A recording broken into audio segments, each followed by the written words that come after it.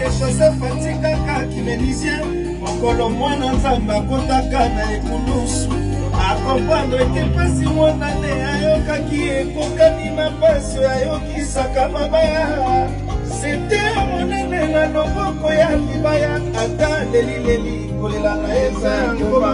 eske kozela liwana na ekokoma ndenge pasi na sanango eza mpona yo moloe balaboni nayebisa yo na litoi oyo bakinga nalingaka ya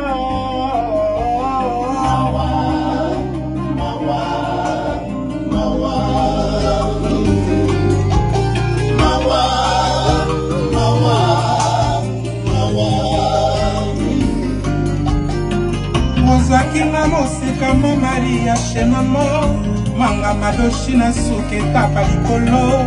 yo bambili panganga kuma